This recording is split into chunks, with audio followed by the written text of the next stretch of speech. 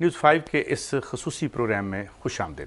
ناظرین، آج ہم بات کریں گے اسلامک فائنانس پہ، اسلامی طرز معیشت پہ، اور اس میں خاص ایک ریفرنس یہ بھی آئے گا پنجاب اسمبلی میں پاس ہونے والا ایک جو بل تھا پرائیویٹ منی لینڈنگ ایکٹ، اس حوالے سے بات کریں گے، اور اوورآل جو دنیا میں معاشی صورتحال ہے اور اس میں اسلامک طریقے یا طرز معیشت کی کیا گنجائش ہے یا کیا ضرورت ہے، اس حوالے سے ہمارے ساتھ اسٹوڈیو میں آج موجود ہیں محترمہ حمیرہ اویس شاہد صاحبہ، جو کہ ممبر پنجاب اسمبلی بھی ہیں۔ بہت شکریہ آپ کی آمد کا۔ اور آئیے فاروق صاحب، جو کہ ایکس ایڈوائزر ہیں اسٹیٹ بینک کے اور ایک دانشور ہیں اور اس ایشو پہ خاصی کی نگاہ ہے، اور جناب شجاع خانزادہ صاحب، جو کہ ٹاسک فورس آن ایگریکلچر کے چیئرمین بھی ہیں اور سی ایم کے اسپیشل اسسٹنٹ بھی۔ بہت شکریہ آپ کا۔ میڈم، آپ سے شروع کرتے ہیں۔ آپ یہ فرمائیے کہ بڑی کاوشوں کے بعد آپ نے یہ بل جو ہے یہ پاس بھی ہوا اور اس پہ بڑی بات بھی ہوئی، لیکن کچھ اس میں ایسی کمپلیکیشنز ہیں سینٹر کے لیول پہ اور پنجاب کے لیول پہ، یہ امپلیمنٹ ہو سکا؟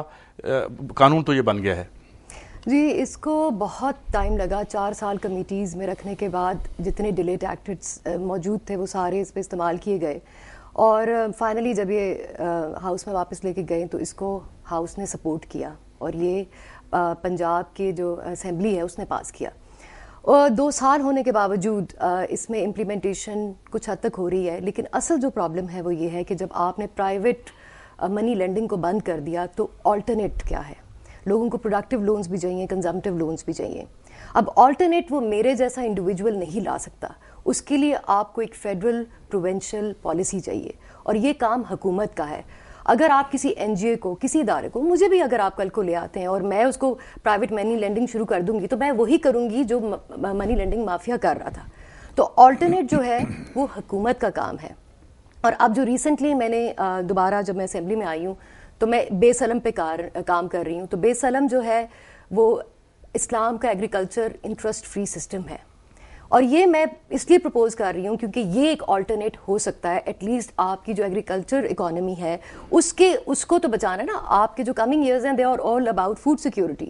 اگر آج آپ اپنی فوڈ سیکیورٹی کو نہیں ایڈریس کرتے، آپ چھوٹے کسانوں کو نہیں بچاتے، تو بے سلم جو ہے، میں اس پہ یہ سارے لوگ زیادہ مجھ سے ایکسپرٹ ہیں، لیکن کچھ لائنوں میں بتاتی ہوں کہ بے سلم جو ہے یا فیوچرسٹک کانٹریکٹ ہے جس میں آپ ایڈوانس میں کسان سے فصل خریدتے ہیں۔ جب اس کے پاس پیسے آ جاتے ہیں تو وہ کلٹیویشن کاسٹ اپنی بیج ہے، فرٹیلائزرز ہیں، کھاد ہے، رینٹل مشینری ہے، وہ سارے ایکسپینڈیچر جو ہے وہ اس سے کور کرتا ہے۔ اور دوسری بات یہ ہے کہ جب اس کے ہاتھ میں ایک دم سے پیسہ آتا ہے تو کلٹیویشن کاسٹ 25% کم ہو جائے گی، اور اس کے بعد ایک فیوچر ڈیٹ پہ گورنمنٹ جو ہے وہ کراپس اس سے فارمر سے لے لے گی۔ جب گورنمنٹ پرائم ڈسٹریبیوٹر اور بائر آف دا کراپ ہے تو اسی نے لینی ہے، اسی نے ڈسٹریبیوٹ کرنی ہے، اسی نے اسٹور کرنی ہے۔ تو یہ جو سب سے بڑی پاکستان میں پرابلم ہے جی، ہورڈنگ، مڈل مین ایلیمینیٹ ہو جاتا ہے۔ جی، اسلام میں تو کانسیپٹ ہی نہیں آرتی کا، تو آرتی جو اس وقت پروفٹ کما رہا ہے وہ سپلٹ ہو جائے گا فارمر اور اسٹیٹ کے درمیان میں۔ دوسرا، سارا کراپ تو اسٹیٹ کے پاس جا رہا ہے، تو پھر اس کے بعد آپ ہورڈنگ نہیں کر سکتے، آپ یہ جو پرائس مینیورنگ ہے، انفلیشن ہے، یہ نہیں ہوگی۔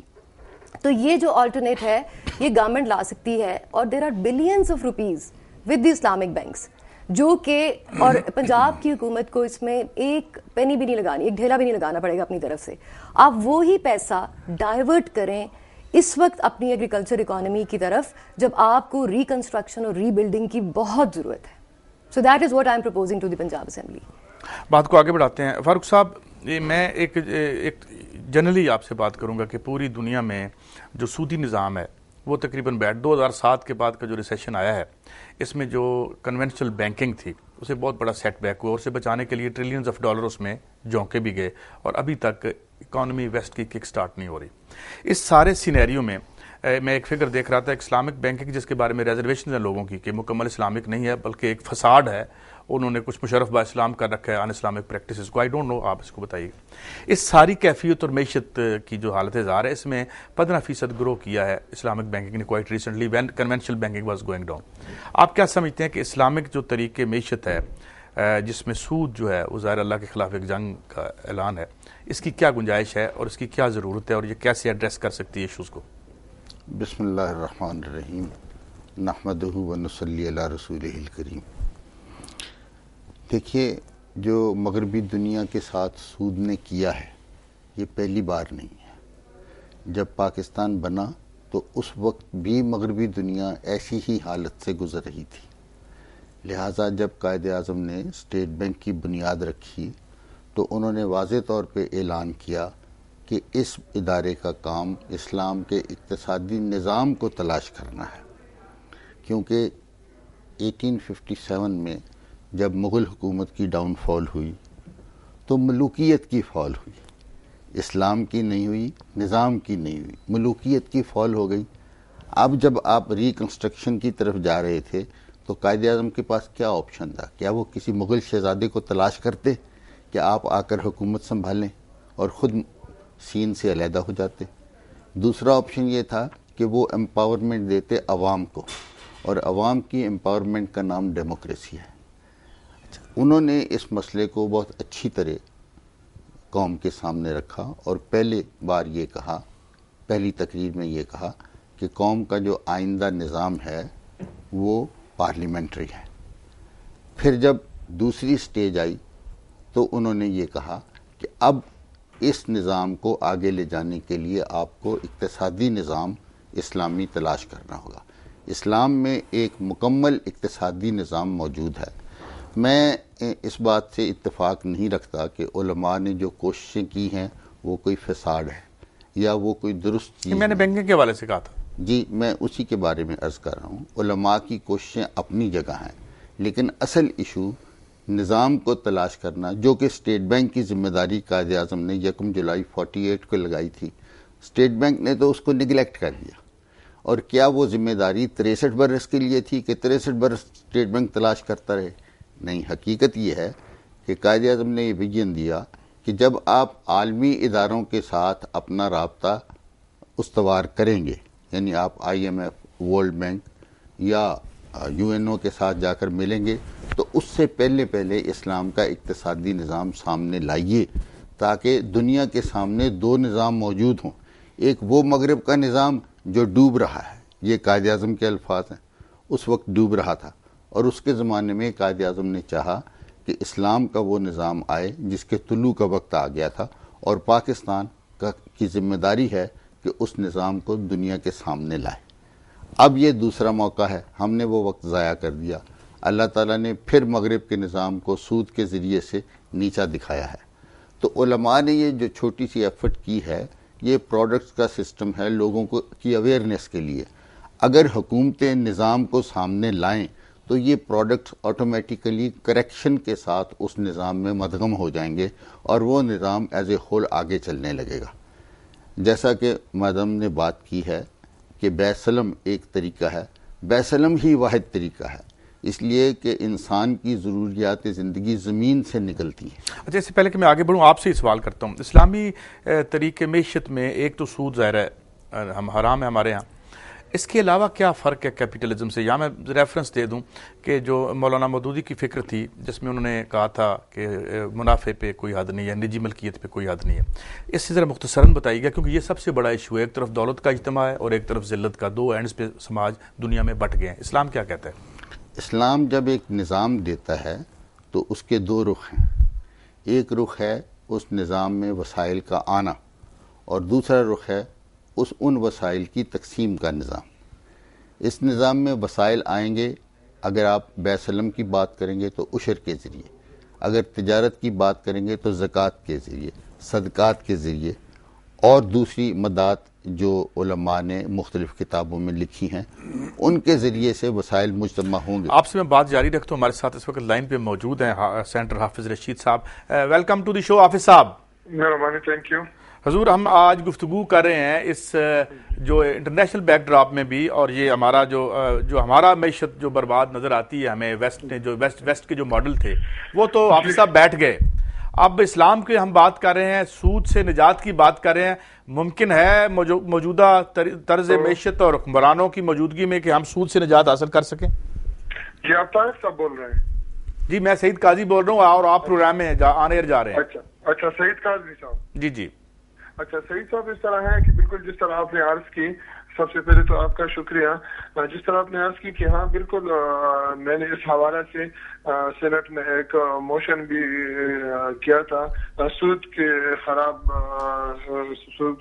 خرابی کے جو نقصانات ہیں اور سود کی جو جتنے ہمارے ملک پہ اس کی جو اثرات ہیں اس میں حوالے سے میں نے ایک موشن بھی حوالہ کیا ہوا تھا. تو ظاہر ہے یہ ہمارا قرآن اور حدیث میں بالکل اس کے خلاف شرع چیز ہے اور قرآن اور حدیث اس پہ شاہد ہے.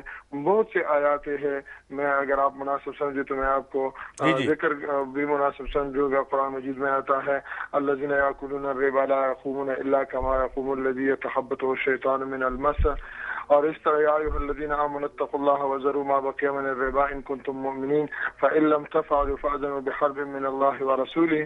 اور اس طرح دوسری آیات کریمہ سے بہت سے آیاتوں سے یہ واضح ہے کہ سود جو ہے نا یہ ایک غیر شرعی اور ناجائز چیز ہے. اور ہمارے ملک میں بدقسمتی سے ہمارے ملک میں اس کا بہت جو ہے نا ہر جگہ پہ سودی لین دین ہے, کاروبار ہے.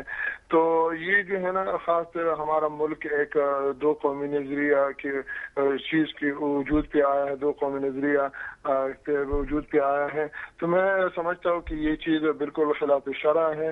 اور میں حافظ صاحب آپ میرے ساتھ رہیے گا, میں بات کو آگے بڑھاتا ہوں. شجاع صاحب آپ کی طرف آتے ہیں. شجاع صاحب آپ چونکہ سی ایم کے ایک اسسٹنٹ بھی ہیں اور چیئرمین ٹاسک فورس بھی ہیں, پہلے تو ہم ذرا تھوڑے سے ایک جیسے احساس کمتری میں مبتلا تھے کہ شاید ہمارے نظام درست نہیں ہے. مگر میں کوٹ کر دوں کہ جو آخری میٹنگ تھی بش کی, سارکوزی کی اور یورپین یونین کے پریزیڈنٹ کی, اس میں انہوں نے ایڈمٹ کیا تھا آفیشلی کہ واشنگٹن کنسنسس بیٹھ گیا ہے, فریڈمینزم یا نیو لبرل کیپیٹلزم ختم ہو گیا.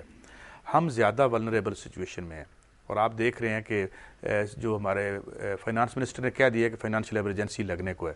وی need new structures to save our sales. آپ حکومت میں ہیں, آپ سمجھتے نہیں ہیں کہ ہمیں وار فوٹنگ پہ اگر ہم نے یہ نہ کیا تو ہم بھی تونیزیا بن سکتے ہیں جو تیونس میں آج ہو رہا ہے, آپ دیکھ رہے ہیں. بسم اللہ الرحمن الرحیم. یہ آپ کا بڑا اچھا سوال ہے, اور جس طرح محترمہ نے بات کی اور فاروق صاحب نے بات کی اس کے اوپر, میں تھوڑی سی آپ کو ذرا تھوڑی سی اس کی تھوڑی بیک گراؤنڈ بتانا چاہتا ہوں کہ یہ دنیا کے جو فائنانشیل سسٹمز ہیں, یہ جو اتنے بڑے بڑے فائنانشیل انسٹیٹیوشن ایڈیفیسز بنے ہیں, ان کا کیا مقصد ہے اور اس کے بیک گراؤنڈ جو ہے وہ کیا ہے. اس کے بعد پھر میں آؤں گا یہ اسلامک سسٹم ہمارا جو ہے, جو کہ اس وقت ایک گراف اس کا اوپر جا رہا ہے اور وہ آل اوور دا ورلڈ وہ کیوں ریکگنائز ہو رہا ہے. دیکھیں جی, یہ دنیا میں زائنسٹ ایک لابی ہے, بہت بڑی لابی ہے, اور یہ لابی جو ہے اس کی اگر آپ تاریخ دیکھیں تو جتنی بھی دنیا میں کانفلکٹس ہوئی ہیں 1776 کے بعد ہوئی ہیں, ساری ایٹریبیوٹ ہوتی ہیں زائنسٹ لابی کے اوپر.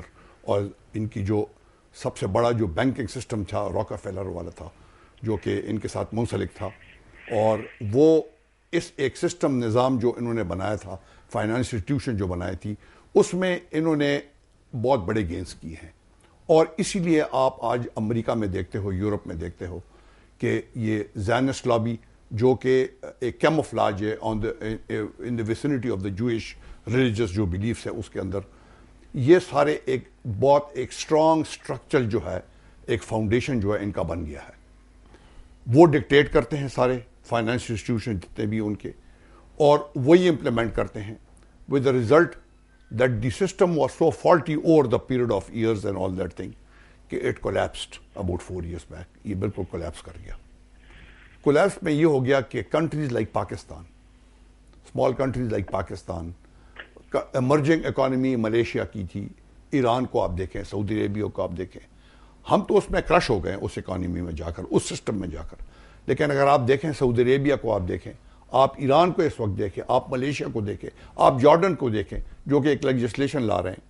اس وقت تقریباً اسلامک ایسیٹس جو ہیں ان چند ممالک میں تقریباً $400 بلین تک یہ پہنچ گئے ہیں, اور اس وقت جو ٹارگیٹڈ مارکیٹ ہے وہ تقریباً $4 ٹریلین تک ہے.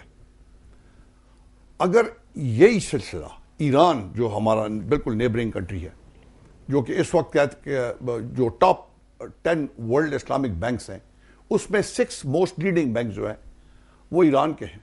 تقریباً $235 billion assets, Islamic assets Iran کے اس کے اندر.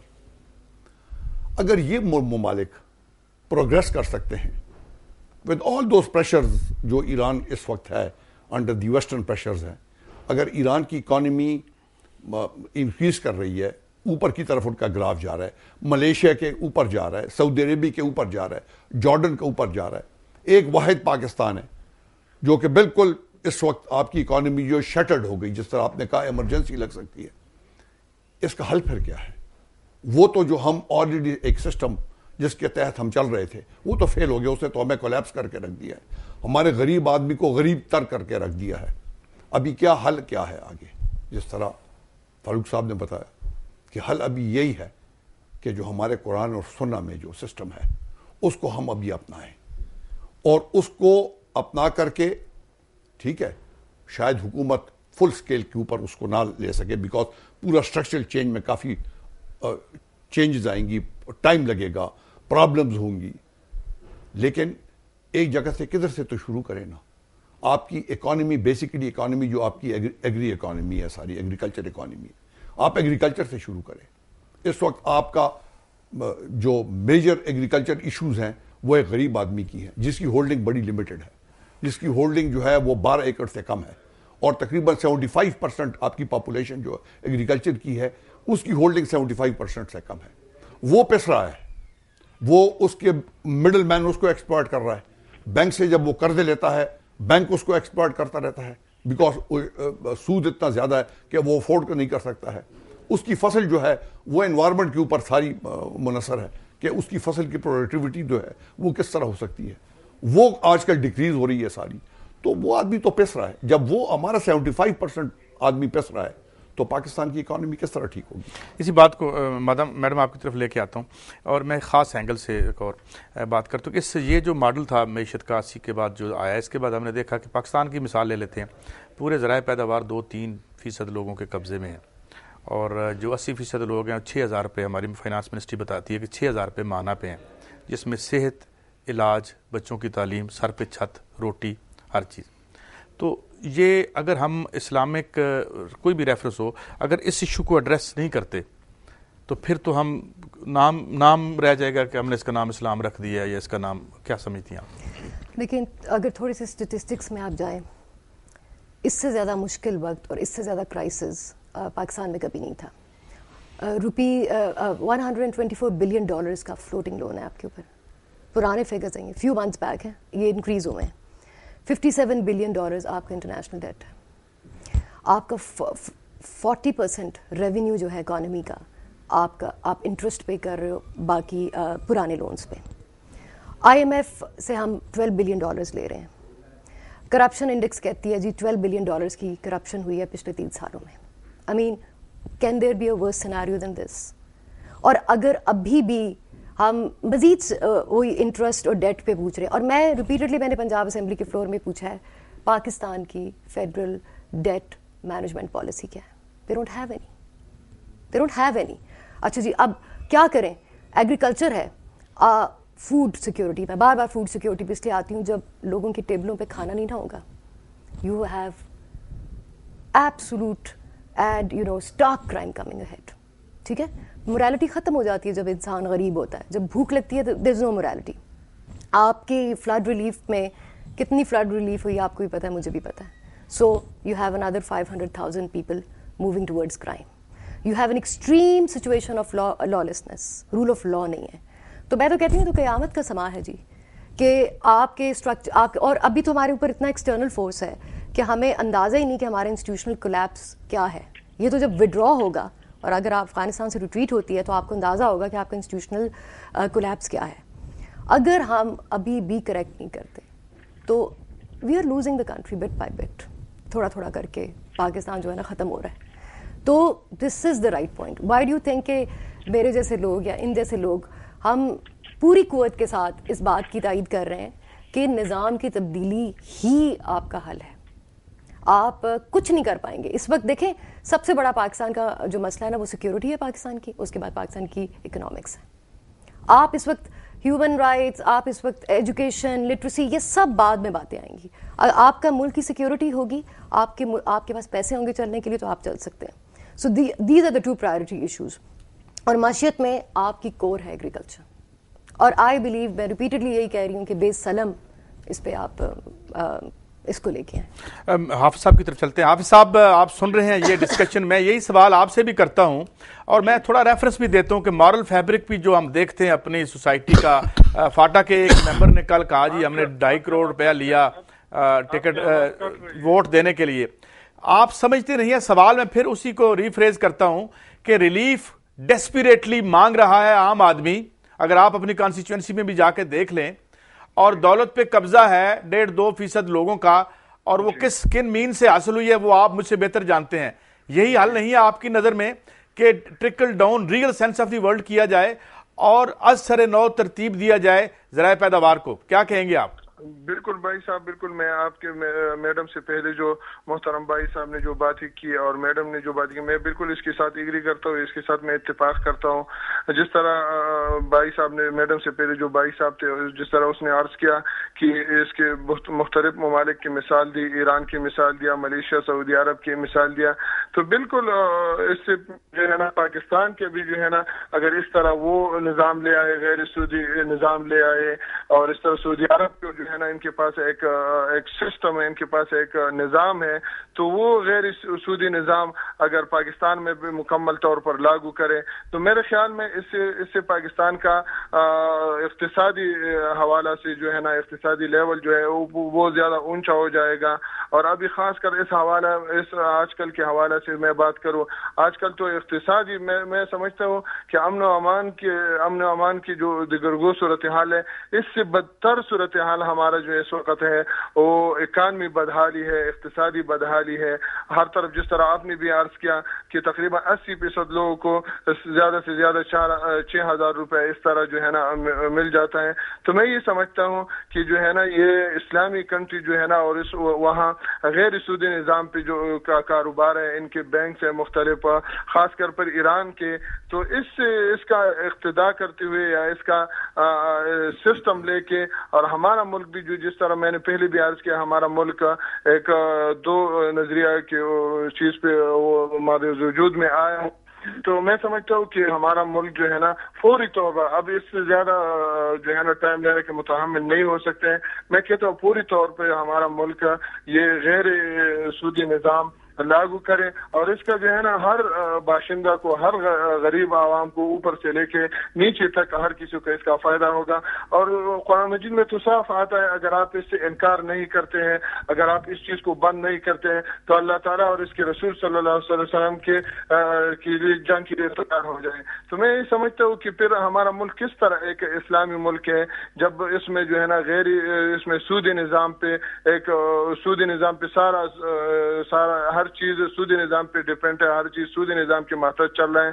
تو میں یہ سمجھتا ہوں کہ ابھی ٹائم ہے, آج ٹائم ہے, اور یہ اگر یہ ختم ہو جائے, غیر سودی نظام ختم ہو جائے, غیر سودی نظام آ جائے, شرعی نظام آ جائے, تو میں یہ سمجھتا ہوں کہ یہ ہمارا اقتصادی نظام بہت زبردست آگے جائے گا اور ملک کے اقتصادی حالات زبردست. حافظ صاحب آپ میرے ساتھ رہیے گا. ناظرین وقت ایک بریک کا, مگر بریک سے جب ہم واپس آئیں گے تو میں فاروق صاحب سے یہ پوچھوں گا, اس ملک میں 1150 بچے روزانہ بھوک اور بیماری سے مر جاتے ہیں اور 80% لوگ جو ہیں وہ نان سائنٹیفک میڈیسن لے رہے ہیں. اسلامی ریاست کا کیا فریضہ ہے؟ اگر اسلام آئے, ہم سب چاہتے ہیں, تو کیا کن ایشوز کو وہ کیسے ایڈریس کرے گی؟ آپ ہمارے ساتھ رہیے.